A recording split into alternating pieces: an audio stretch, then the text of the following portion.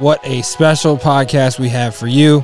We are actually going to be posting this right after the general session at the SportsTurf Managers Association, where I was been lucky enough to be a part of with such incredible people. We have Mrs. Abby McNeal of the City of Denver Parks and Rec. We have Dr. Sorochan on from the Tennessee Turfgrass program to discuss our general session of the labor of love. And we took the time to do a podcast beforehand to really see what we were going to get into when it came to the topic of, again, sort of the future of our industry and how we all have a passion for what we do in this industry. And it truly shows through their words and their work and everything they've done in this industry over the years, to see how far they've come and to see what their impact has been, and to be able to discuss it with them was such an honor. And I truly can't thank them enough for taking the time and sharing their passion of being a turfie, and really showing how there are so many incredible opportunities for the people of the younger generation, students like mine. And truly, we are so excited to be able to share the general session, the labor of love, here on our podcast in our classroom in our Tiger Turf Talk studio. It has been truly an honor to have them on. We can't thank Abby and John enough for taking the time.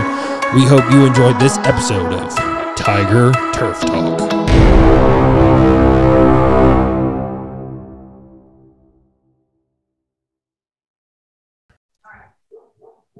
Good afternoon and welcome to this very special podcast of Tiger Turf Talk. I'm your host, Drew Miller. Today we have on some incredible guests that are actually going to be at Savannah, Georgia for the SportsTurf Managers Association Conference at the general session known as the Labor of Love. Today we have Dr. John Sorochan of Tennessee Turfgrass and Mrs. Abby McNeal of the City of Denver Parks and Rec. How are you guys doing today? Doing well, thank you. That's great. It's great news. So with this podcast, we really get into sort of every different aspect of the turf industry and what you guys have done. But obviously we're talking about, we're going to be discussing sort of the labor of love and what turf is and how people have got involved and all these different things of what's the next generation and how are we going to bring the next generation into this industry.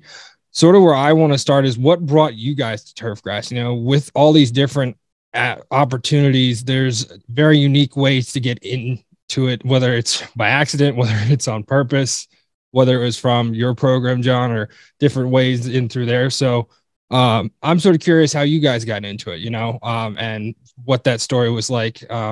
Dr. Sorochan, if you want to start. Yeah, well, it's a long time ago that I got into it. It feels like now. And I grew up in Canada, in Calgary, and my neighbor went to Michigan State, and he went through the turf program there in the 80s, actually, and started working for Robert Trent Jones, living in Spain, building and designing golf courses. And I stayed with him for a week when I was backpacking through Europe, and I thought that would be a great life to live. And this was the late 80s, early 90s. And I went back, and I wanted to be a golf course architect. So I worked on a golf course. I didn't like going to University of Calgary, and so I'm studying political science and geology at the time. And I went to Michigan State, transferred to Michigan State. And when I was there, starting in the turf management program, the golf turf management program, is when the World Cup Soccer in 1994 was announced to be in the U.S. And this is 1991, 92. And I got to work for Dr. Trey Rogers, doing research, trying to figure out how can we put grass inside for the first time ever for a World Cup soccer game in the Pontiac Silverdome. And that got me into SportsTurf and doing research. And it's been all down or uphill since there. That's got me into sports and doing all of that. So come a long ways since then, and I've been at UT for 20 years now. So love the down and uphill, you know, you got to include both of them, right? Yeah. It's a roller coaster. So how about you, Abby? How did you get interested in SportsTurf? Well, I remember when John was a grad student, because I was in college at the same time, and I was excited to hear what they were trying to do. But what grabbed me in turfgrass, and this is a moment that I couldn't draw trees well. I went to Colorado State University. I knew I liked landscaping, and I thought I could be a landscape horticulturalist where I could learn and to plant and draw things.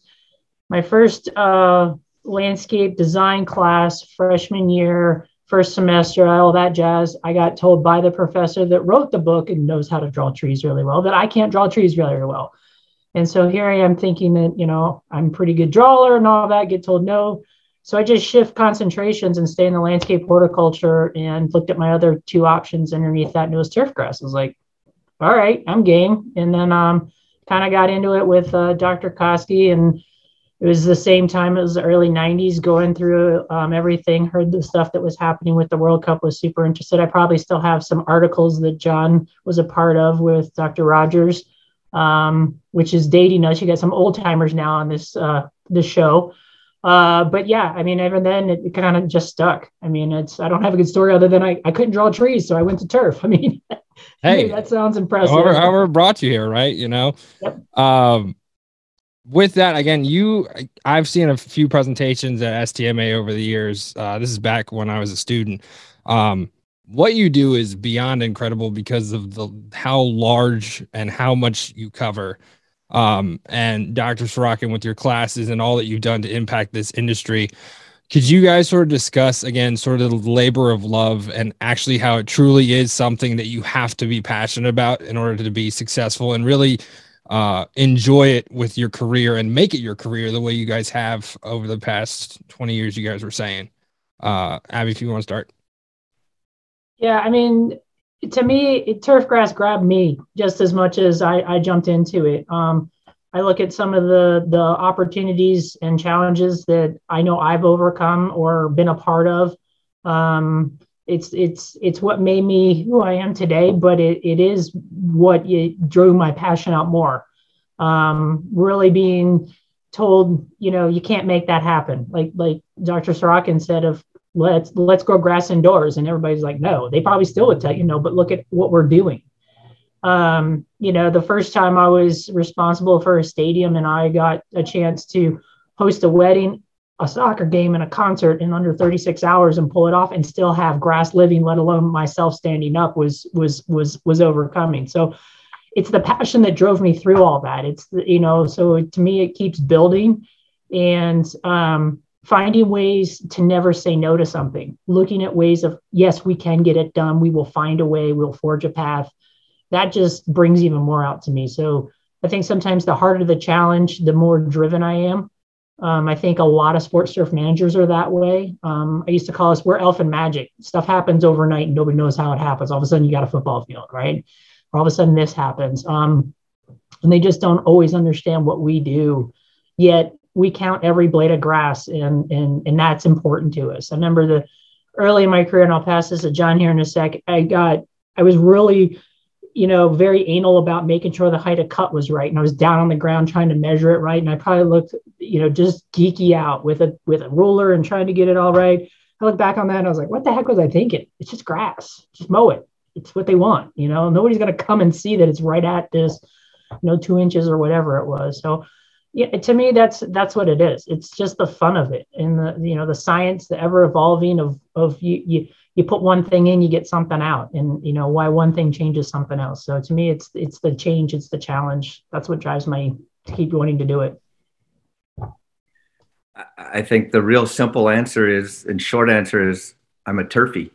And if people don't know what a turfie is, they're in the wrong industry or they're not in the industry. As soon as I meet students, if they're a turfie or not. And it's what I do every day is not a job. It's something I love to do, whether I'm a glutton or whatever. But the passion of being in turfgrass industry, whether it's looking after a sports field or even teaching it now and having students, recruiting students and teaching them, it's what it's all about. And it's such a fun, passionate, crazy group of people, I guess, that all share a same goal and interest. And everyone, and when I said turfy, both of you guys were just nodding your heads, because that's what it is.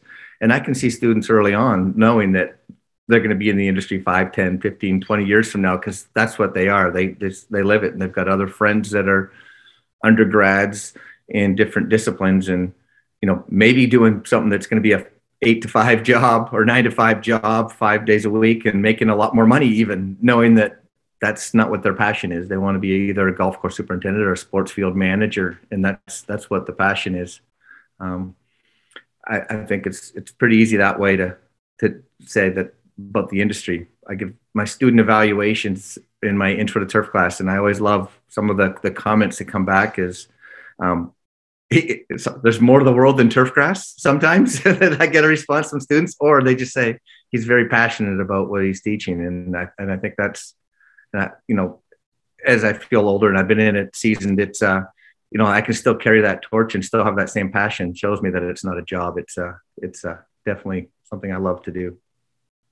Absolutely. And with you, my favorite thing right now is, again, the education part, seeing those kids and seeing the turfies, as you say. I need to start using that, by the way.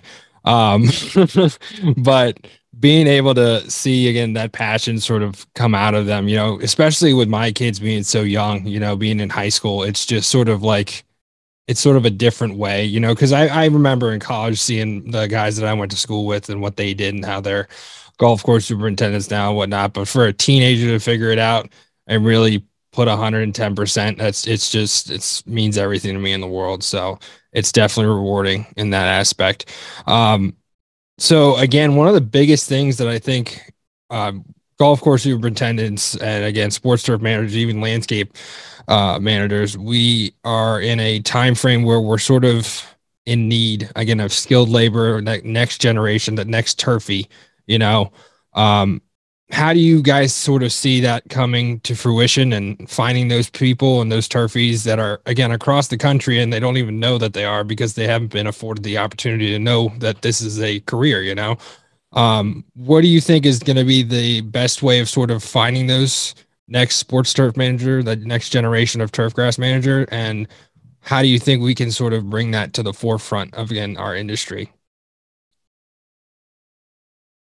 Whoever wants to go first.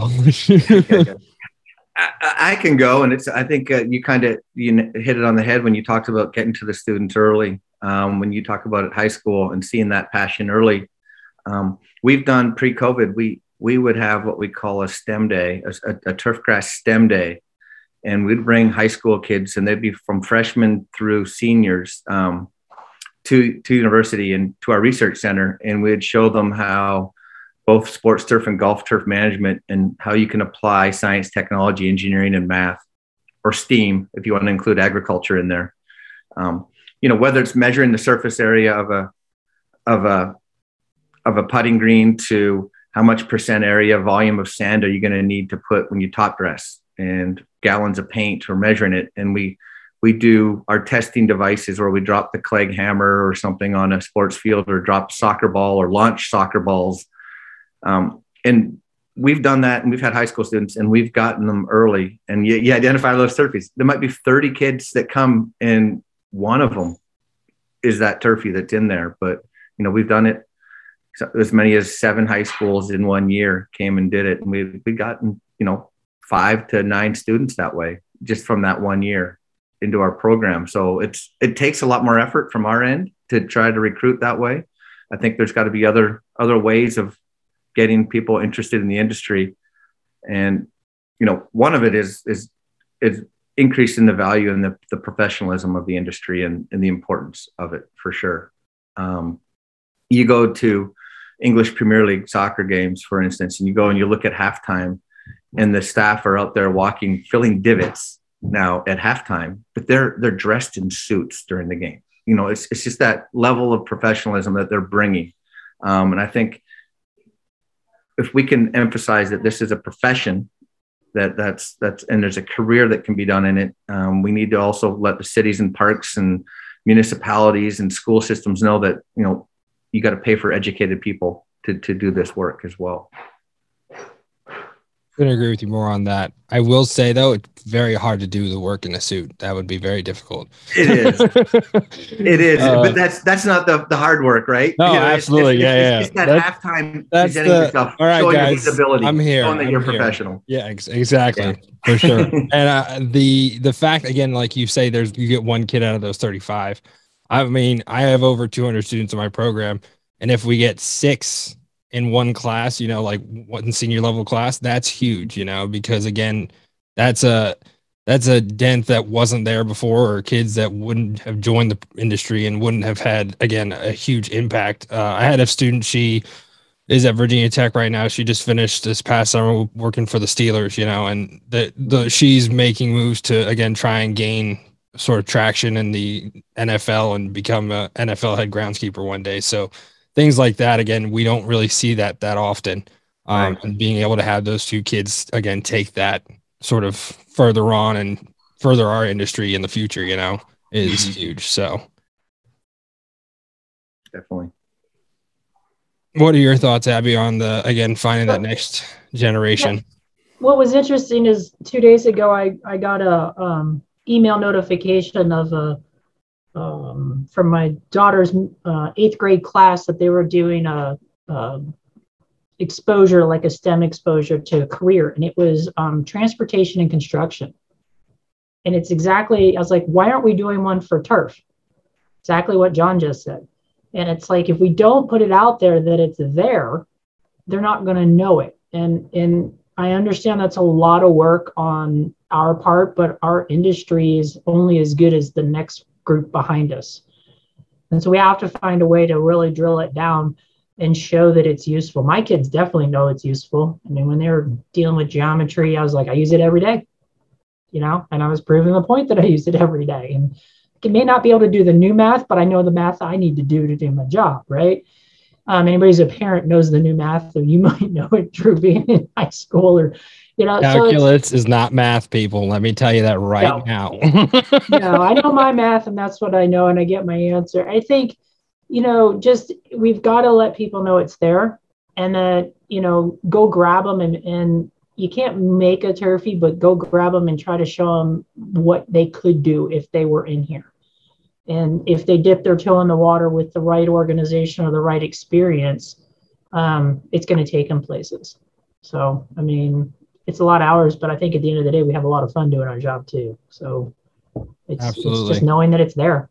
Yeah. And that's one of the biggest things, is just exposure, is like the little things that you can do to, again, sort of, I've talked with multiple people, whether it's going to be like signage from STMA, putting it at like complexes or different areas where they can put up SportsTurf manager, and more, again, sort of, and I'm not going to say NFL, MLB stadiums, but again, even things like that, where like you see that, they're like, wait a second, what is that? Like finding places to put things where they know who we are.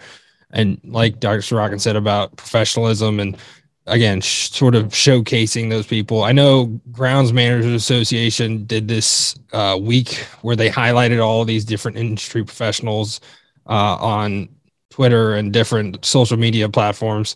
Little things like that, I think, could really make a big impression, again, on sort of the overall outlook of our industry, And the other thing that I think would be huge is getting professional athletes to recognize the work of what our groundskeepers do. I'm probably said this like 100 times, but they're the first line of defense when it comes to the health and safety of the $1 million investment they make in their quarterbacks or their players. Like, you got to understand that even with artificial turf fields, you're talking about people who are taking care of those investments that, again, are invaluable when you talk about $500 million for one player. Little things can be shown through, again, those athletes advocating for us, which I don't know how we make that connection, but if someone could somehow, that would be pretty incredible. But even at, again, the Parks and Rec level, just having the awareness, again, there are so many people that you service in Denver that don't understand the work that goes into maintaining their fields. And again, the number of fields you're maintaining is just, it blows my mind, and for them to know that you and your crew do so much work for them and allow them to have memories and create this place and this space that, again, will change their lives for the better. Certain things that we need to do to sort of, again, bring that to the forefront of the communities, like just in community centers, maybe like posting something about it, posting jobs in there, different things like that, I think could be a big attribute to it. So I'm going to stop babbling now. So with all of that, you obviously have younger people working for you. Obviously, Dr. Sorochan, you work with the younger generation through your work.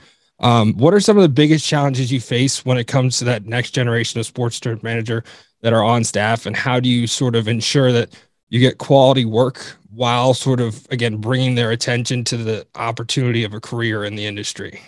Abby, if you want to start off.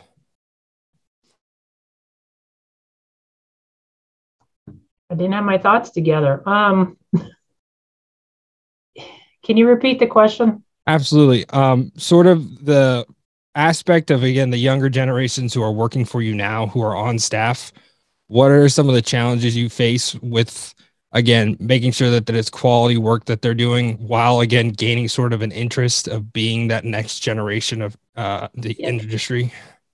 I'm fortunate enough that the athletic field crew that we've got here, our seasonal staff, at least several of them have promoted from within to full-time jobs underneath that same athletic crew.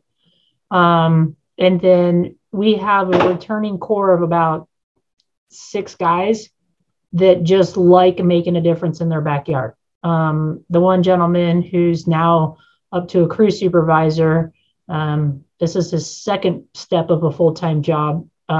He's a long-term Denver resident. He loves making a difference in his community. He's very passionate about it.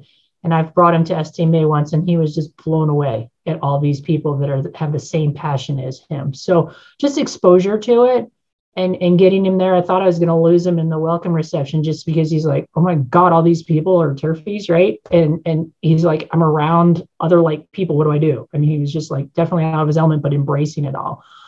I think it's just go out and make a difference. I mean, that's what I preach to them is every day we make a difference. Most of these guys are working really day to day on our ball field crew. I mean, we also do installations and painting all over the place, but I get overwhelmed every time I look at how many numbers we have. I get overwhelmed at what that staff does, and I get to sit back and just give them the tools to be successful. But these guys have embraced this program and built it to where it is today. And they have every year they make a difference in something. Every year they tweak it, and they tweak it with the returning guys.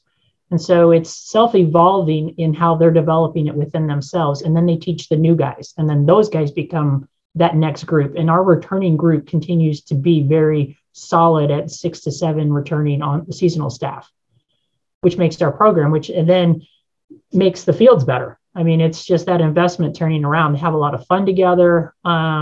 Just a great group of people. I mean, we're blessed that we grabbed a few here and there, and then they brought their buddy along, and it just grows. And anytime they have a chance, I want nothing more than to find them a full-time job. Even if it's not here, they will take the memories that they had here and go make it wherever it is. We had a guy leave, go to college. It wasn't working out for him, came back a year and a half later.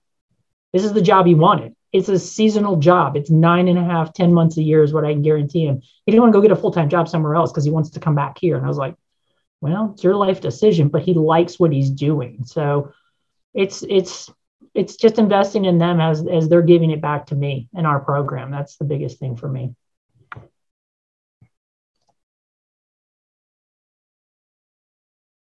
Drew, I guess I look at what skill sets or qualifications are lacking, and I look at it as that's kind of my job is to be able to identify that, because I've got them at the early age, so I can hopefully send them to Abby or someone else to hire them and help prepare them to strengthen those skill sets or qualifications. And the big thing is I really push our students to get as much work experience as possible. They can learn as much in the classroom as they want, but getting that hands-on practical experience. And, when I was a student, you always heard the older people say, oh, this generation can't do it. And then you hear people today say, no, this new generation can't do it. It's not that they don't have it. And if they're a turfie, they have the work ethic. It's just that you got to motivate them and look at them differently in some aspects. Make sure that they're not buried in their phone on TikTok or Snapchat. For me, it was, I don't know what it was, but it wasn't TikTok and Snapchat back in those days. It was happy hours probably, but nothing wrong with that. No. So, it's just trying to find them, getting that experience, that the hands-on experience. And, we're really fortunate at the University of Tennessee. Our athletic department will hire any of the students that come to them. Myself, my colleagues, Jim Brosnan and Brandon Horvath, will hire students to come get experience working for us hourly. Our golf practice facility, the city of Knoxville, Phil Hatcher hires, and they're flexible with our students. So getting that real world experience in addition to what they're learning at the school is important. I've told all the students when they get there and they get to where they're set, and Abby could probably see this, growing the grass is the easiest part of her job. It's how well does she motivate her crew? How does she identify them and get them to do things, to deal with administration, to justify why she's doing what she's doing. So that's what we try to prepare our students at the same time, is thinking like that, management and dealing with people, whether you got to learn Spanish or Spanglish, whatever it is, those are the things. So I think the skill sets and qualifications is kind of like you, Drew, is our job to identify those and put them on that trajectory that when we hand them off to, the golf course superintendent or the sports field manager to hire them for the first time, that they can continue to learn from them as well, because they're part of a team and a system. Absolutely. And I can't agree with you more on the getting out there and experience in the field. I always talk about, again, whether it's my class or whether it was when I was a tech, I always learned more, again, not more in the sense of like science and understanding and all the reasons for what we do. Like you said, growing grass is pretty simple when you at the basic knowledge of it, it's understanding how to operate things. It's understanding how to use certain machines, how to safely operate, it's sort of when I took my job at this high school, I wanted to incorporate both, to sort of, again, give them the understanding of why we do things, but I also wanted them to understand every safety aspect of every machine that you could possibly put a young worker on. And then when they got more advanced, and as we've grown, we've been able to add machines that are a little bit more, again, more skill set and more, again, you wouldn't want to put a high school on, but again, in our time in our program, we're able to educate them how to properly, again, operate these machines, but be able to have them walk on the job the first day and say, oh, it's okay, I know how to do this, And that's where I think the gap between, again, industry professionals hiring younger individuals and having concerns, and programs like ours can sort of fill that gap of worry and concern, and just understand it's like, okay, now I need to know what level you're at and when we need to start educating you how to properly use these things. Because again, if you know all this stuff, we're going to use you. You're going to do a lot more, and that allows them to advance more on those jobs. I know a lot of professionals will put a kid on a weeder the entire summer because they don't really understand that they want to do more, or they can trust them to do more. So I think that's where we fix that issue of, again, return and retention of students in the industry by having them a little bit more prepared when they enter the workforce, And I don't remember who it was, but the question that I have now is, what are some of the biggest motivators that you guys have for, again, students or young workers to, again, have them to continue to have that passion and be a turfie, and work to become better each and every day? John, if you want to start off with that. Well, I guess like I said, when I first said it, the students are in it because they love it. And so I think that they're pretty good at self-motivating, and it's just a matter of identifying, what takes for each person individually, whether everyone learns differently, everyone gets motivated differently. And just like, Abby had mentioned, taking someone to the show, getting people, letting them know they're important is the key, and showing the value, but also being a disciplinarian, as their advisor or their boss, you can't be their best friend. You've got to be their leader. And a good leader, I think, is one that puts trust and dependence in them, but also has the accountability. So, and when people are given those responsibilities, I think that can be self-motivating, and and it doesn't always work. That's where this sorts out the turfies and the non-turfies, because people that want to be in this industry are going to be successful and will be in it. And it's really, they motivate themselves, I find. I agree. And I want somebody who's coming that wants to work, and I'm going to get the best out of them, but I'm going to give them a fun environment to work in the best that I can. I want them to be safe. I mean, we're entrusting somebody to take a truck and trailer and all the tools they need and go pretty much work most of the time independent. They got a list. They're partnered up with maybe a returning person that knows the drill and does that. But I take time to meet them. I mean, our full-time staff kind of runs a field day like training session, and I make it a point to go be there and show them that I might be the boss, but I can get down and dirty with them too. And I work side by side with them. I try to go see them out in the field throughout the first couple of months that they're here. I stop in during morning meetings and get to know them. But I applaud them for the job that they're doing, the difference that they're making in our community. But at the end of the day, John, it's just that I'm not their friend. I'm there I will invest in you if you give back the investment that I'm asking you to do. And so, knowing that line, and, when we have to have a hard team discussion, we have it. I mean, I tell everybody on my teams, it starts and stops with me. If there's an issue, then I haven't done my job, and I own it at the top, and I'm honest with them about it. I've told all of them, pretty much as our budget gets down at the end of the year, those that are the most experienced and the most give back and will pretty much do anything that's asked of them, and they're most our returners, they get to stay the longest. I mean, that's it. We're going to invest in you and keep you the longest I possibly can due to budget. But that's not the only carrot. If they advance somewhere or put their name in the hat, I will do all that I can, whether it's an internal position or an external position, to back them as much as I possibly can. So, I'm going to be there for them through all the situations that they're faced with, positive and negative. I mean, I want them to know I'm along for the ride for their career while they're with me, whatever that career is. If they want to go be a barbecue chef, I'm going to give them something that gives them the paycheck to buy the tools for their barbecue.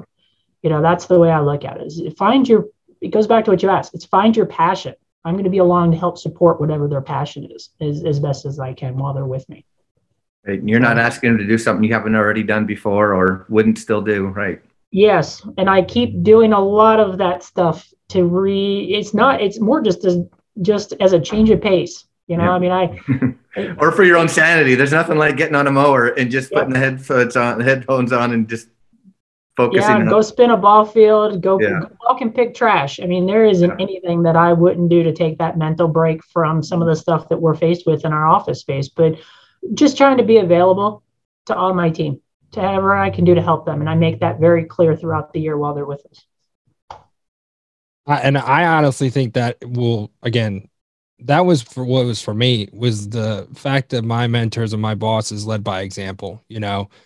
That pushed me to try and be as good as they could be, and I think that turfies, again, the word, we're going to make shirts, by the way, we're going to do that.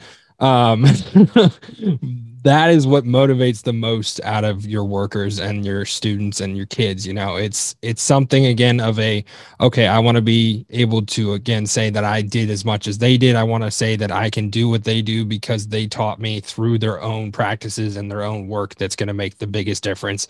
And that's how you retain workers, and that's how you bring new students into this industry, because I've heard stories about different kids who are like, I got really turned off because my boss was just terrible. They didn't like me. They didn't let me do anything other than the little stuff, the crap jobs and all that. And I'm like, I was lucky with my bosses that they never did that. And they always provided me more opportunities to learn, and the fact that you're standing by them no matter what they want. And again, as a teacher, it's something that we do, we want kids to be successful with whatever they want to do, right? So we're going to help them any way that we can. And I couldn't agree with you more on that.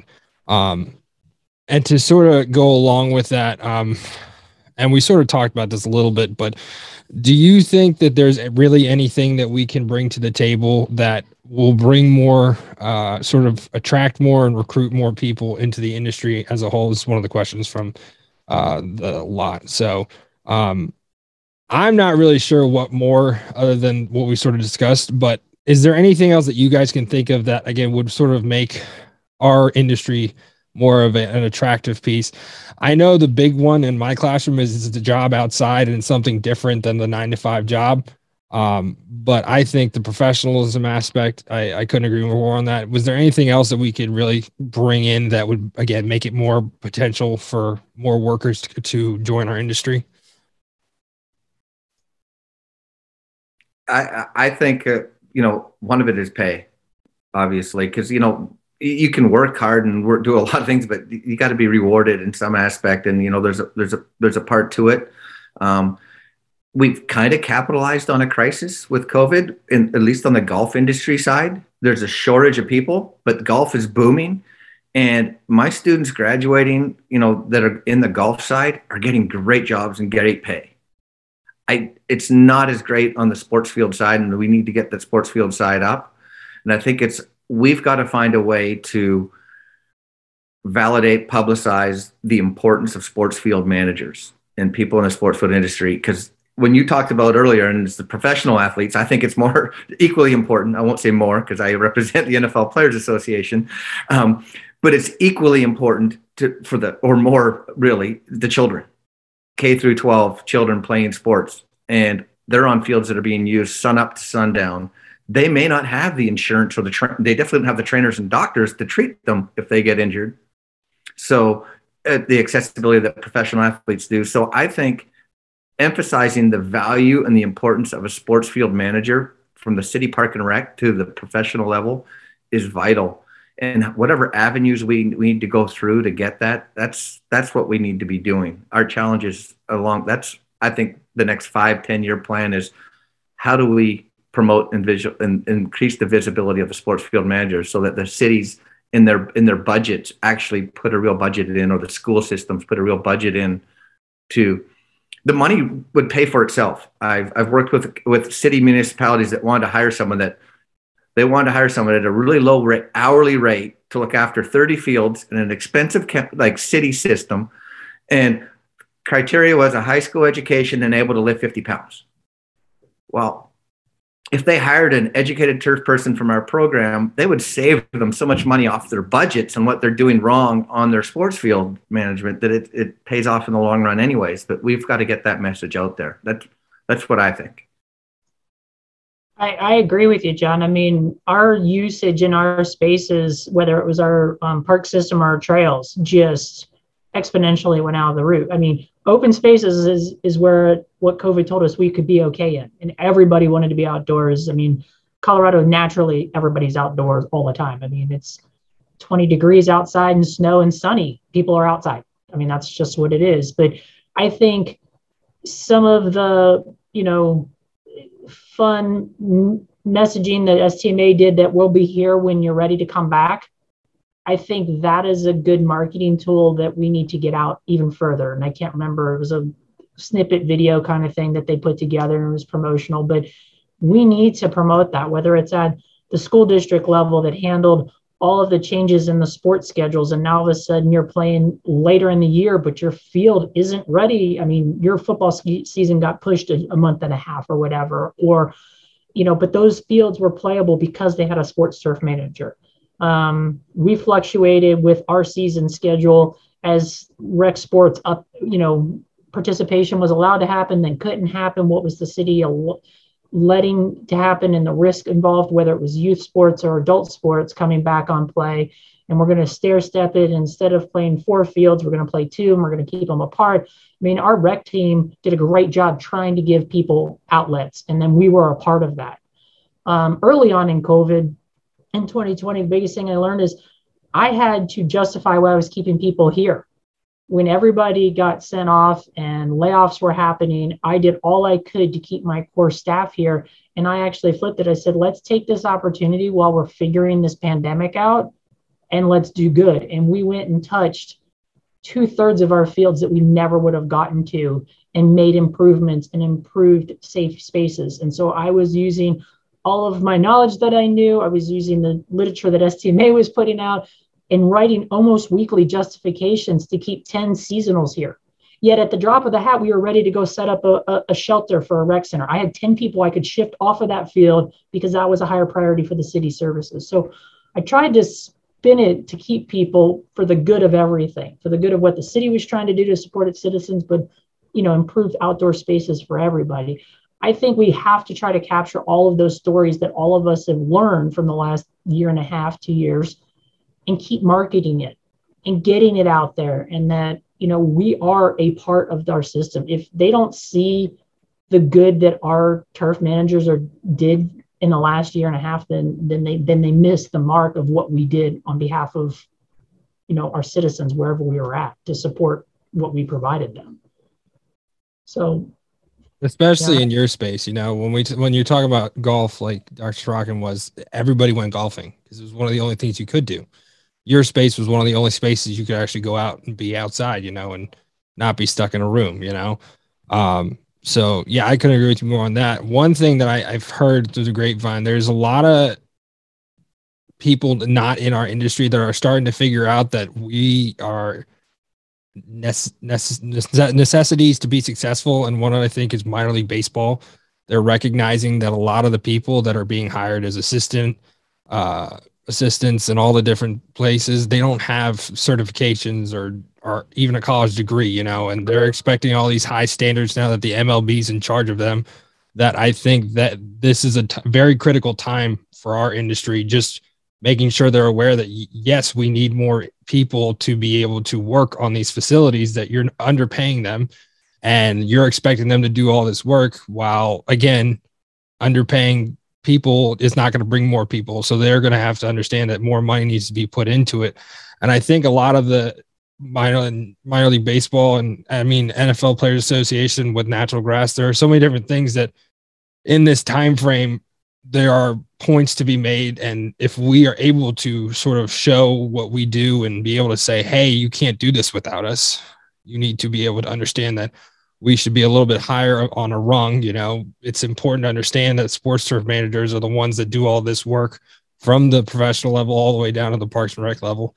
The other thing at the high school level, and again, please nobody come after me for saying this, but one of the biggest issues we have is school systems think that 1.6 million for artificial turf field is the end all be all, like, hey, I don't have to touch it anymore. We're good, whatever, My issue, and I brought this up with my own county, we were told it was going on our game field. And I was like, well, if that's happening, I can't work here anymore because you just are taking away our classroom. So like, oh, you can work on everything else. I was like, that's not the point. Like, so we got to the point where it's going on our practice field, one of our practice fields. So thank God for that.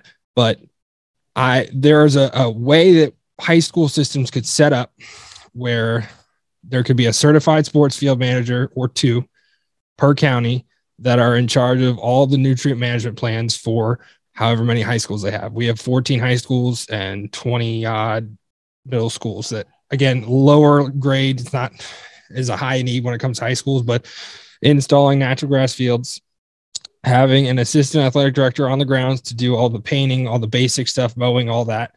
And you're talking about that 1.6 carrying you past the 10 years while paying a person, paying for all the needs, paying for all materials, and you're still saving, like, again, $500,000 after those 10 years.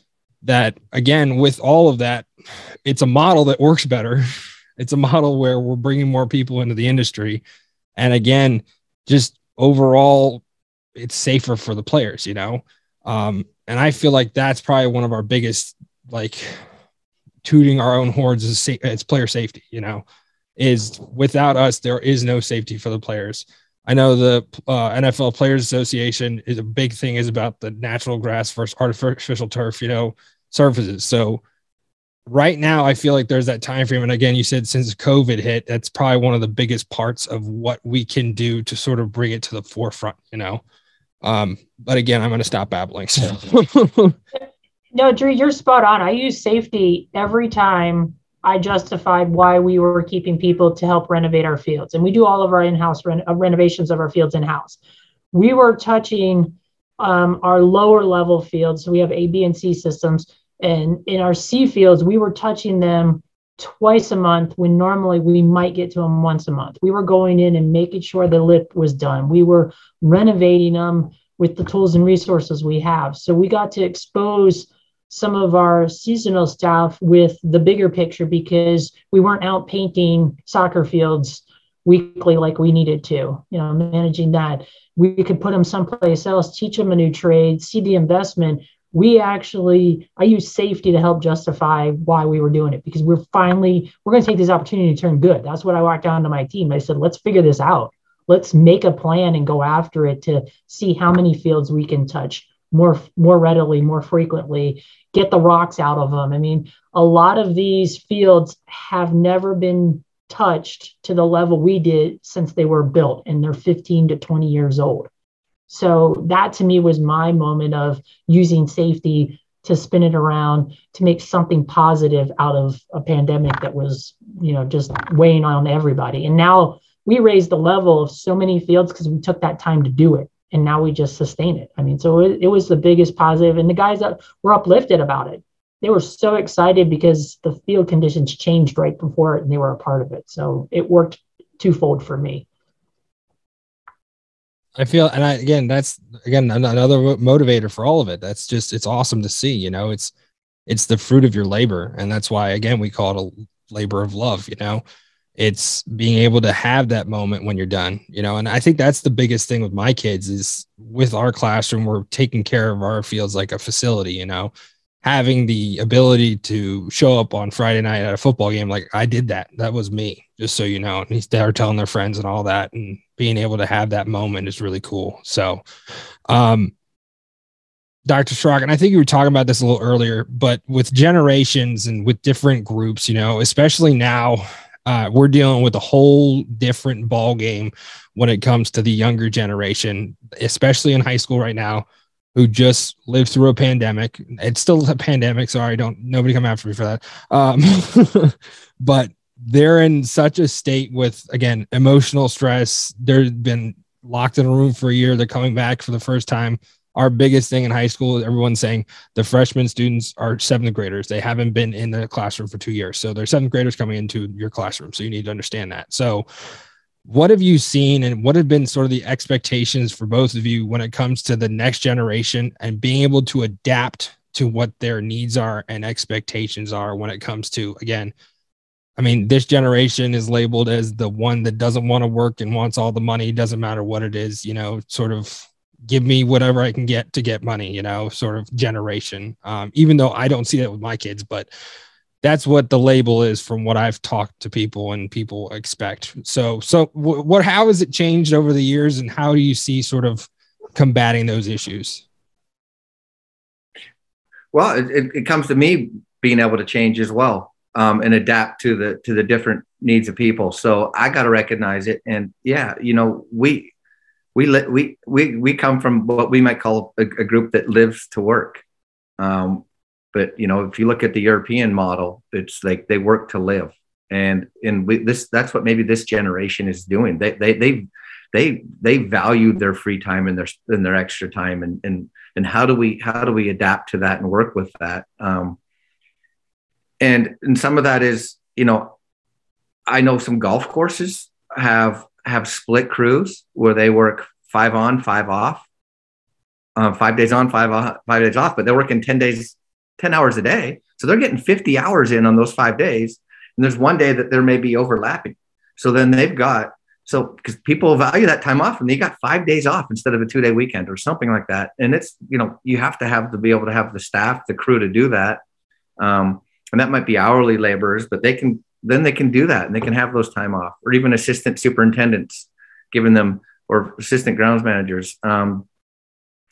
Ross Kirkhab always told me when he was with the Denver Broncos, he thought that they needed two field managers for the stadium, one that did the second shift and one did the first shift or something, that especially now that they have all these other added events to them for concerts and things like that. And so being able to accommodate and give people their free time and not criticize them for wanting a day off or 2 days off or 3 days off to spend with their friends or family, that's where we have to be compassionate and recognize that that's the way it is and that's the way it's going to be.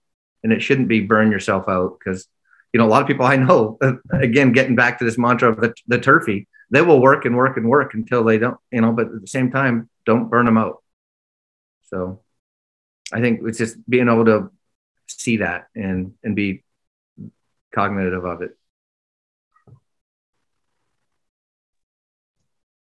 I don't know that I have much to add to that. I mean, we have to control our own burnout, right? We need people around us that are going to help us control our burnout and balance it. And, I've got guys that are like, do you ever take a day off? And I'm like, when I need it, I do, but I like what I do. I like the guys. I like the team I'm with here at work. We have just as much fun here as, banter as if we were at home. I mean, so if I didn't like you people, I wouldn't be here. That's kind of what I tell them. But so you make it fun and enjoyable. And again, I want to invest in them for as much as I can and make a difference in them. Even if they don't pick up being a SportsTurf manager, they're going to pick up that you gotta find something that you can have fun doing so you don't get burnt out. If you're not, you can have bad days, and that's what I tell them. You're going to have bad days. Everybody has bad days, but make those as minimal as you can. And surround yourself with a bunch of fun people so you can have fun while you're at work and when you're away. I mean, you get one. Maybe I'm getting old my age, John. I'm right there with you and sentimental and stuff, but you get one life. Go make the best out of it. Don't suffer through something and lose the opportunity to enjoy what you got. And maybe that's my bathroom quote that I should write on the wall and somebody else can scrub off. But that's going on the back of the shirt, of the Turfy shirt. You got to do it. I mean, Turfies rock. I mean, we know who we are, and we want to go get more of them. I mean, we want you to join our club. And again, if you have 300 and you get 30 of them, take them, because they're going to make the difference. And maybe they'll drag a friend along at some point. I shared a couple conferences ago, I have exposed a whole new community to what turfgrass is about. So we got to share our message at our cocktail parties and the other groups we're around. I mean, unfortunately, Dr. Sorochan's kids play soccer, so he's probably inundated with the conditions his field's on, so it's kind of overlap. Mine is I'm a hockey parent. My kids play ice hockey. I value good ice. I know what it takes because I know what turf takes, and it's a surface thing. But I have exposed this whole hockey community to turf. And now they look at every field a little bit differently. And that's my mark on them. I mean, they'll ask me questions about it. I can show them a field. I'm like, yep, I know that. I know who's there. Like whether it's the Super Bowl or another field, you get to brag about it. I think we need to be our own champions. And that's going to get this exposure, and it's going to realize that, yep, we're not just elfin magic doing it. We are passionate people that will do what it takes to get it done. It's just who we are. Absolutely. And I couldn't agree with you more on the communities and whatnot. I mean, in our time here at Brentsville, the big ones that really exposed what we were doing was the National Field of the Year, having people notice that and saying, hey, I played on that field, from schools that are 45 minutes away, and understanding the impact our students had on their experience there. I mean, we've had college coaches who are recruiting some of our players. They come up to us and like, this is the nicest field we've seen at a high school ever. And they're talking to my kids, not me, about it. And they come running to me in the class like, Mr. Miller, you have no idea what this guy just said. I'm like, okay. So things like that, that's what, again, the impact of having them being excited to the point where they're telling other people to just, again, gain that exposure of the industry to our community and more than that, and something you said, Dr. Sorochan, it will segue perfectly into this next question. And it's sort of upsetting to me in a way, the way that things have happened in this industry. At the professional level, there are a lot of events now. There are so many things that, again, professional venues are looking for money and ways to make more money, but again, expect people like our SportsTurf manager in this industry to do more without being compensated, and I've seen personal friends of mine be impacted by this in a negative way. What have you guys seen any sort of notice from your superiors when there's a lack of labor and any way of helping with that? Because I think the trend in a lot of the professional sports venues that I have an issue with is you're bringing in whatever $1 million and you can't break off 10% of that to the grounds crew to help pay and compensate them for the extra work that you've added to what is just really supposed to be a field manager, Have you guys seen any of that where you're working or anything along the lines where superiors are noticing the need and the help, and are they actually helping? In some instances, yes. In some instances, no. It's all about generating revenue. And unfortunately, I think for a lot of these stadiums, it's driven by the marketing department. And they are driven with how do we make as much money as we can for the venue or the owners or whatever it is. And so they've added these extra events, and they don't change the budget to the field manager, even a resod job or something like that. They're really low on those. And unless we had stadiums all like Vegas and Arizona, you know, it's become it's a challenge for sure. And we need to, that's a part where we need to increase that awareness and visibility, because I've seen a lot of professional sport field managers. I've talked to a lot of them all the time, in the burnout factor. And it's not because they love what they're doing, the turf, but it's these other events and the stress and the pressure on them. When you've got concerts and truck and tractor pulls, or hockey games, or like ski jumps, whatever it is, there's something new every time. Top golf now has become the next big thing to beat up stadiums with. So it's a lot. It's a lot on them that they didn't sign up for, and they do it. And that's the challenge.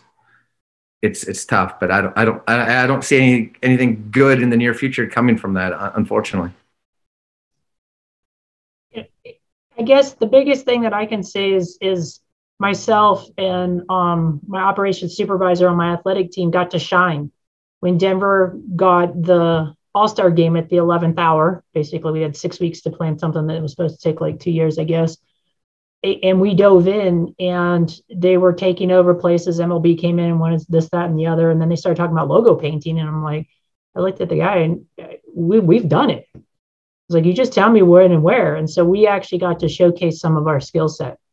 And it really raised the bar for some of our facilities. I've been trying to show them why we need a mower to highlight our to do more patterns, to highlight some of our top end fields. So I worked with our vendor and said, hey, this thing's coming. What can you do for us? Can we borrow something for like 2 weeks? We've got it. Hands down, they dropped everything they could to get me something. We showed them what we could do. And I engaged as much as my staff as I could in those processes to get them some ownership so they would have some pride in it. And it just, I use that to elevate everything. That was motivation. But I even got my boss painting. I got pictures of him in his loafers. He's not wearing a suit and tie, but he's got good loafers on with his jeans and polo. But so he looks professional, and he's painting a logo in the middle of our Civic Center park. And we just stepped up when we were asked, and upper management leadership saw it. And I look at it as we showed them like a 64th of what we could do. But we just sat back and we embraced the opportunity and took it for what it was, and just ran with it and showcased what we could do. And I'm sitting back and say, when can we do more? Because we're ready to do more. My team is ready to take on more and elevate our fields to the next level. I think the other thing is I worked really hard in the last like 3 years to our adult softball league puts out a survey, and we finally have field conditions as part of that survey to their users. And it's infield and grass. And I split it up, and I used some of the tools that STMA's put out and just general knowledge to just, what kind of answer do I want? So I figured out what question to ask, what am I willing to say, and how do I get it for the beer league guy to give me a good answer? And we have shown nothing but positive, in the right direction of playability and safety and, things that we can control that matter to us that justify our program with the results of that. And, so really using the end users in those leagues that we run in-house to provide the positive to our leadership, to show the value of what we do and why we do it. I think the value thing is what we as an industry need to figure out how to express, to, again, the groups that are going to be the ones that are going to impact whether or not this stuff changes. If we could figure out the solution, that'd be great, but I don't know who's going to figure out how to talk to the right people that'll make that impact, and again, with everything, I mean, working with the Players Association, Dr. Sorochan, that's a way, again, putting information out there and understanding that, is huge. I think I saw a tweet the other day from Reggie Bush. He was talking about playing conditions, and he's like, well, field turf is not safe for these players, blah, blah, blah, blah. And then there was a whole street, I don't even know what it's called. I use it all the time. Don't know what it's called. Whole strand where someone else is like, well, that's true for professionals, but when you're talking about high schools and parks and rec, artificial is way safer than poorly kept fields. And it's like, man, I wish I could just, have an audience of these people and just say, you are completely wrong. But again, I hope there's a way we figure it out, obviously, but it's definitely something that we as an industry need to try and work our best. And again, through the work is probably our best way of doing it, figuring out a way to showcase, again, improvements, way we can improve, way they can help us improve is definitely big. Some of the other things that, again, a big part of the industry is Dr. Sorochan, your program at Tennessee has always been one of the best in the country when it comes to producing turf managers throughout the industry. What has it been like for you over the years, again, seeing your program develop, and how do you see more influence from the industry to bring more students to your program and programs like it? They're all across the country. But what is it industry professionals can do to better that enrollment? Yeah, well, and I think we've seen a change, 10 years ago, 12 years ago, it's more like 70% of students want to be golf. So golf is always going to be a driver. But, it used to be golf course superintendents would be like, you don't want to do this for a living. You don't want to do this for a living. And we don't hear that anymore. I don't hear that as much anymore. And so, finding those people that want to be in it, identifying those people. And it's like a domino effect. Once students get into it, other students hear about it, and then they want to get into it. As Abby said, my kids play soccer. My oldest is a junior in high school. And we have my colleague, Dr. Tom Samples, who's the world's nicest person. We had T-shirts made of a caricature of his face, and it says, "Hello, friend," because he's everybody's friend. And I'd say half of the Farragut High School soccer team wears these T-shirts. They don't even know Tom Samples, but they all want to be in turf because of Tom Samples. So I think it's, just trying to get people to know that this is a great career, and the people that are in the industry to promote what they're doing and to say, yeah, this is a great industry for sure. It sucked that we haven't been to STMA because, I miss getting to hang out and have my beer and a hug from Abby. Because we've known each other from when we were both students years ago, and that was like 5 years ago, right, Abby? But we've known each other, so that's trying to get people, and that it's a family as much as it is anything. So I look forward to and who doesn't want to be involved with that when you see these people that are your good friends all over the world, really, but for sure all over the country easily. Yeah, I mean, I've taken my kids every trip we take, whether it's hockey related for a tournament somewhere or it's a family vacation, we visit somebody that's turf related. It is, I mean, to me, the STMA and the turf world for me is my family. My real family's along for the ride to this grass adventure. And I've exposed a whole nother group of people, like I said, there's, with my kids playing competitive sports that has nothing to do with my job or my career. They know about it. Whenever we go on a hockey tournament trip, I find out who can I bring along to go see stuff. We go to a vendor to we go to fields. And, to me, it is that exposure. John, next time I'm through Tennessee, we're stopping to see you. But it's what you do. I mean, we are a network of family, and Drew, I'll tell you, if there is any high school kid, or John, any kid that I can help talk to and give them my perspective of anything I've been through, I am here to help somebody figure it out. You're either a turfie or not. I'll spin you. I'll work hard to get you onto the right side of the fence. But and that's what I want to do. I came back to Parks and Recreation after several stops at all the professional stuff because I wanted to give back. And it wasn't just to the community. It was give back my knowledge to the people around me and to make a difference in a program. And I look at what we've been able to do and the staff I've pulled together, the investment that was there on the table for the taking, and we've run with it. I mean, I'm proud of our capital improvement projects that we've done, and I share that with anybody that wants to see it, because that's the citizens' money going right back to their program. And we have a hand in how we help facilitate that. So, that to me is is my spin on everything. Is it's a family affair, John. Maybe it's turfy families. I don't know. Maybe they should have like turfy family 2.0. By the way, for all of those, we're going to work a lot of weird hours, and we're going to complain about a lot of weird stuff on TV. But it's our job, it's our passion, it's our life. So I think that's the biggest thing. Again, being an educator is having the industry professionals just being open to talking to people, things like this, where we're stuck in COVID and we had the opportunity to, again, meet again. I mean, we're up to, I think 60 times now where our students have had the opportunity to meet with different industry professionals, being able to listen back to these podcasts and having the information and the stories that come with it, being able to receive and interpret in their own way what can be and what could be, if they really want to. I have a few sophomores who have come to me after listening to a couple episodes. They're like, this just seems like the coolest thing ever. And it's something that I really want to do. I actually have a student who's interested in Tennessee. Just a heads up, Dr. Sorochan. I'll let you know Wyatt's a good kid, and he's definitely interested in Tennessee. So, awesome. Yeah, it's great to have industry professionals take that time.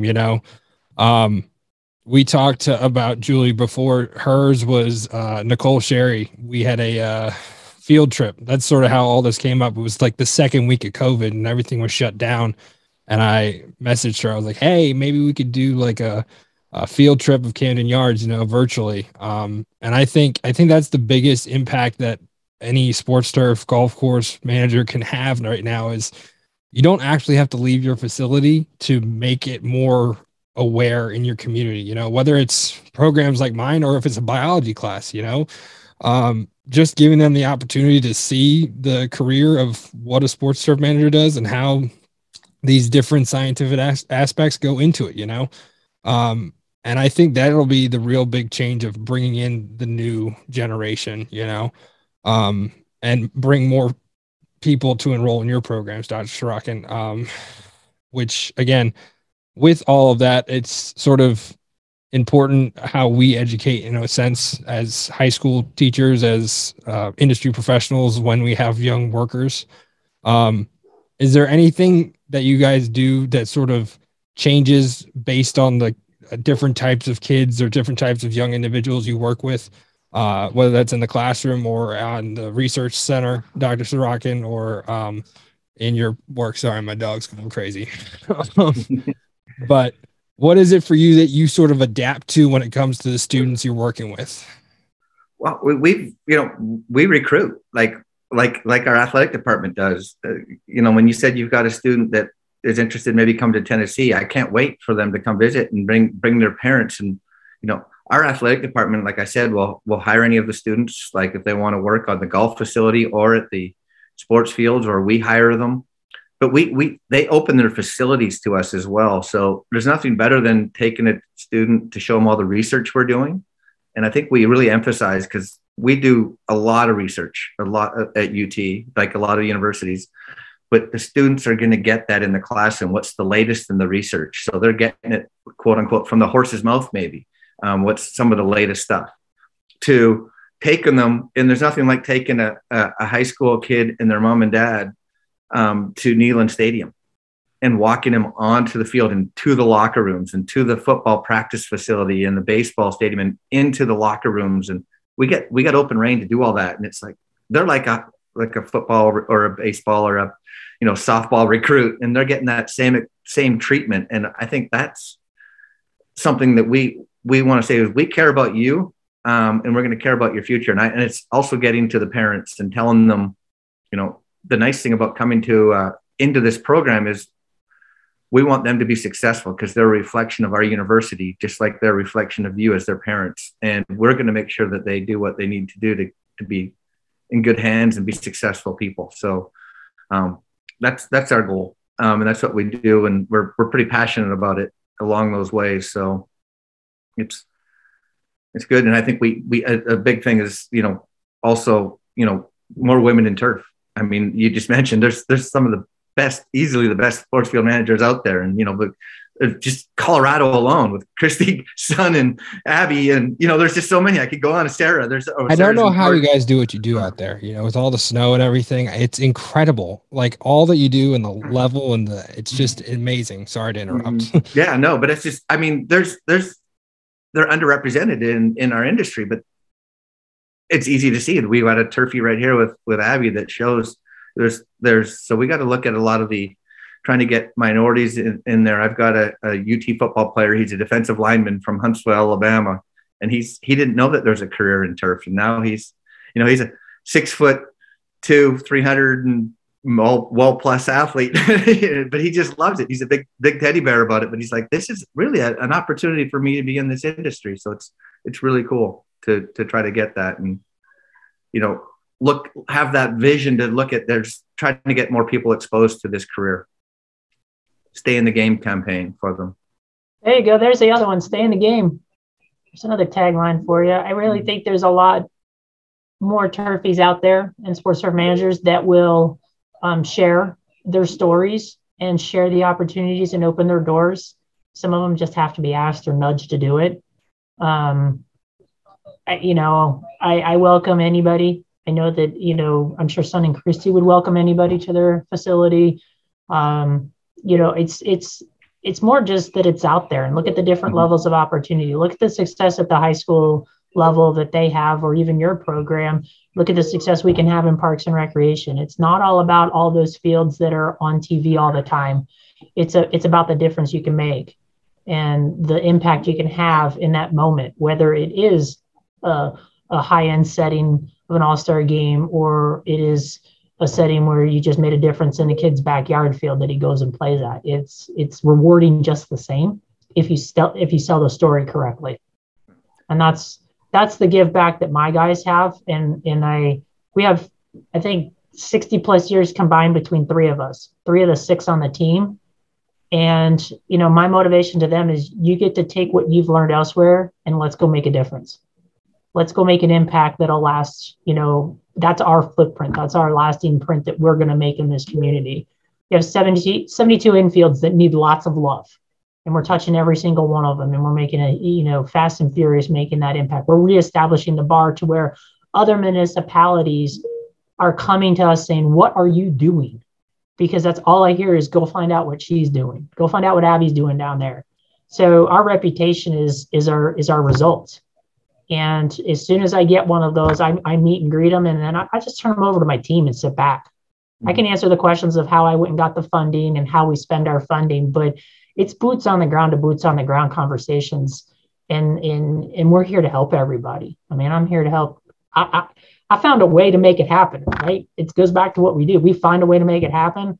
I found a way to make a big difference here in the right way. We had all the tools. We just had to get the right people and the right investment and make it and go with it. So I love the open door policy too, because when I got to Tennessee, 20 years ago, Bobby Campbell was the field manager, past president of STMA, and late Bobby Campbell now, unfortunately. But he always had the gate open for Neyland Stadium. And I remember being down there in the middle of the summer once, and this family was driving through because Knoxville's on I-75 and I-40 come together. So a lot of interstate traffic. And this family said, I wonder if we can just go see Neyland Stadium.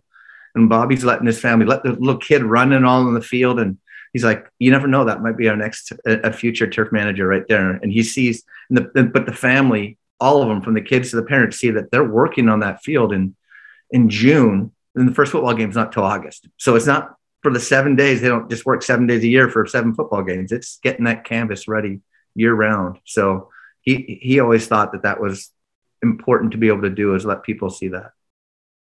I think that's kind of,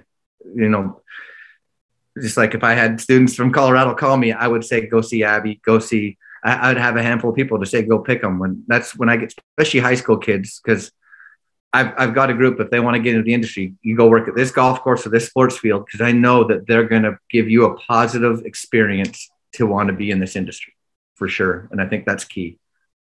And I love how you were saying it doesn't matter what level you're at. You're making memories. I always go back to when I was a kid and I hit a home run during the 7th inning of my championship game to win the season, the season championship.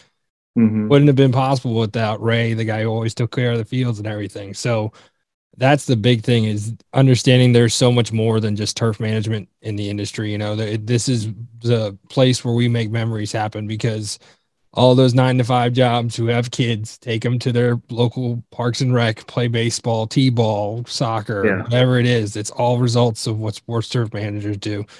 And the other thing that was incredible, you guys said, was the stay to play. You know, that I think is the biggest untapped potential for the next generation of sports turf managers. There are thousands, if not millions, of kids, high school students, that will never play at the next level, you know, that will never make the opportunity of playing anything remotely close to professional, but they love what the sport is and they want to stay in it, and they're trying to find a way to do that. And if we just say, hey, you get to be on the field managing it for the entire time, you got front row tickets to every sport that you love, you know, why don't you take the opportunity to be a sports turf manager? You know, I feel like that's one of the biggest things as the industry, as the STMA could do to really make that impact, you know, and tap that, again, large number of youth, you know, to, again, join the industry and be that next generation. So I love that as well. I usually wrap it up on these last two questions, and Abby, I know you need to go to a meeting. I think you might be in it. I called in on a different phone. I'll listen in. What you do, you multitask. That's the next meeting right there. There you go. With everything, what would be one thing, again, you guys had such incredible careers and you've had such a large impact on this industry, and I'm so grateful for being a young industry worker and being able to have the opportunity that I do now. What was something that you wish you knew when you first started? Maybe not to make it easier or better or anything like that, but what would you have liked to know when you first started, and why, when it comes to your career and what you've been through?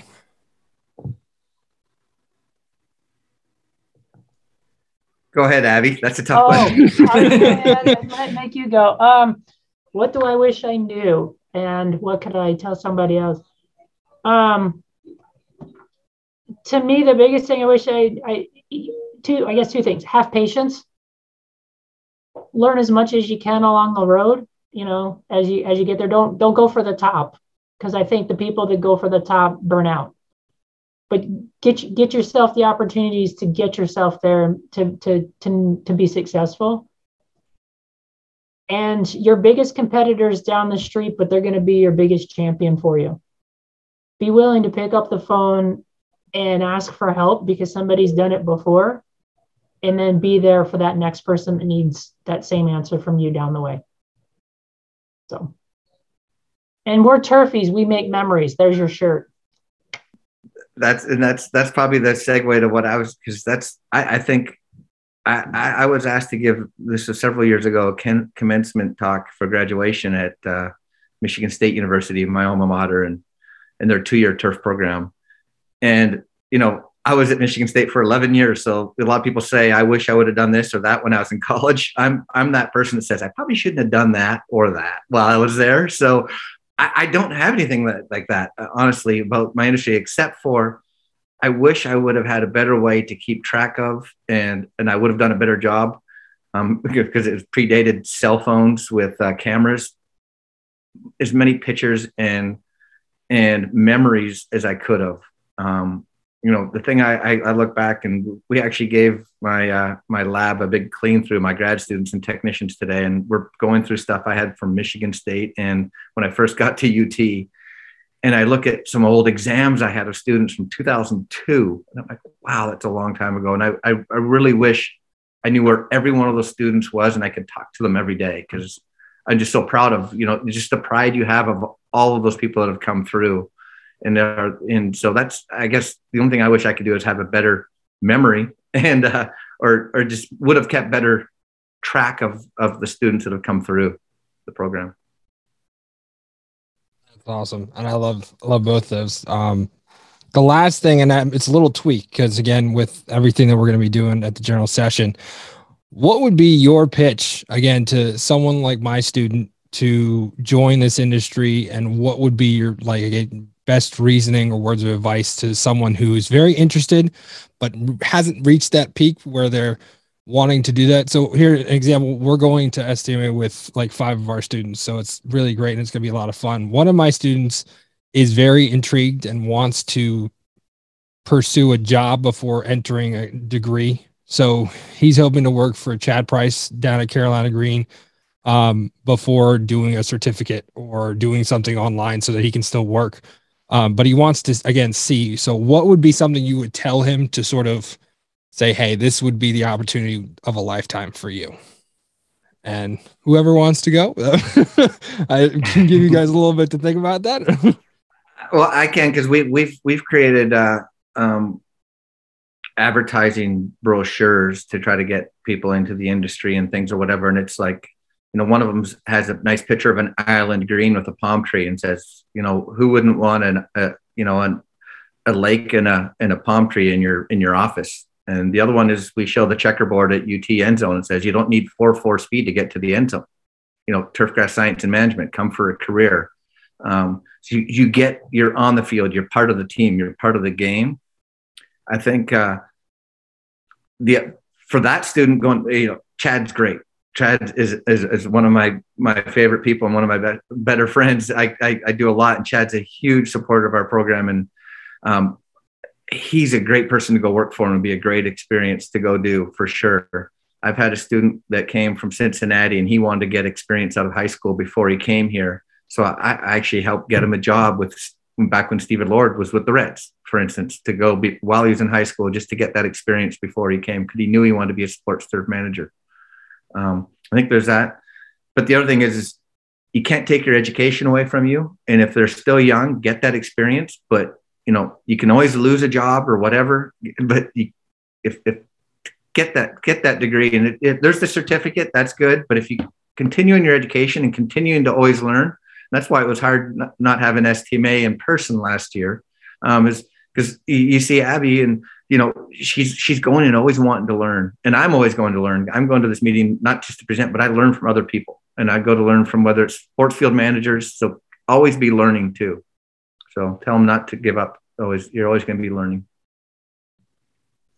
It's a science. You always have to learn. It's ever evolving. It's ever changing. You've got to keep it. Ross used to always tell us, got to take grounders. You can't, baseball players are constantly taking grounders. Football players are constantly catching passes or throwing passes. They're working on their basic skill set to always continue to make them better. And I think we always have to do that. We always have to get the latest and greatest, and it's knowledge at all levels. And you've got to keep willing to learn. I think the more you can expose yourself to all facets that are out there, the better off you can. Find somebody that's going to let you ask 1,002 questions, and then be that person to answer those questions the best you can, or guide them and influence them. It's just, you gotta drive them, and you gotta push them, and we gotta have more people like John and I that are willing to answer these questions and expose ourselves. And John, I have slides still. I have a slide tray from one of my first presentations ever. It's making me, and I'm not even a grad student, I'm far from it, but I still have the slides and the carousel, and I'm going to show it to my kid and see if they can figure out what the heck it is. But I found those in my lab today. I've got 1,000 slides. I just bought a slide scanner today, exactly. Actually. So that's kind of the irony. And Drew, tell your students we're geeky still because of that. And look how far, it's really not that far away, because they're going to be geeky about something they're dealing with right now that's technology based. And just be open. The world's an avenue. Go see people, reach out and ask somebody to ask for you. Can you get me, I'm stopping through Knoxville, hey John, could you let so and so in the gate, kind of thing. Don't break in, ask permission, we'll show you. I actually love some of the commercials that Baker Mayfield's doing. It's showcasing somebody's great work, and in the background, there's so much more that can come from it. It's not the meaning of it, but it's him embracing that's his house. That's where he works. And we're doing the same thing. We want to show off our stuff. And just, we're prideful people, but we screw up just like everybody else. We just don't want to get caught doing it. Sprinklers are going to go off on somebody. Somebody's going to get rolled up in a tarp. But at the end of the day, we need to make sure it's a positive message that it's out there. And, you know, we do a lot more now than there's days when I'm so far removed from turf that I all of a sudden get to talk about it and guys can't shut me up because it gets stretched far, far away from it, but it immediately comes right back. This conversation is ending my day here with such energy. It's phenomenal. I appreciate it. This is great for me. This is positive for me to get to talk about it and answer the questions and share. And now I can't wait for STMA, right? You know, I mean, it's a good thing, you know, so I appreciate the opportunity to participate. So thanks for asking me. Yes. Here.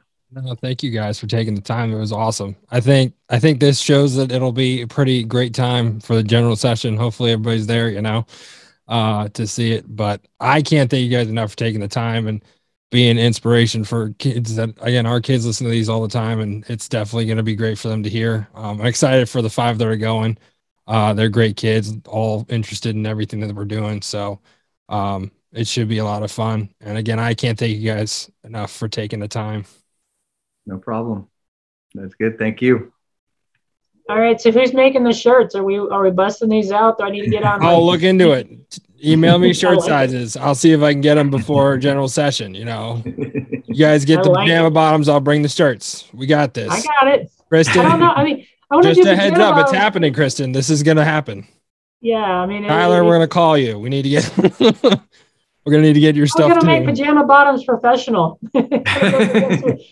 We gotta call Carl Stanley and all the guys over in the Premier League. Pajama bottoms are professional now. They have to be the ones going up though, you know. So I'm all in, but I Drew, I appreciate it. John, I appreciate you always. I've loved when you started talking about your starting days at Michigan State. I was like, I remember that. Yeah. So, we go back a few years, yes, for sure. Yeah, we do go back a lot of times, but I just, you know, again, this is just a great experience, and I appreciate being a part of it. And if I can help any kid continue their passion, I'll share the real life stories. It's not all pretty, as we all know, but you know what? We're still here, and look how much fun we're having. So that's how I look at it. Definitely. Awesome.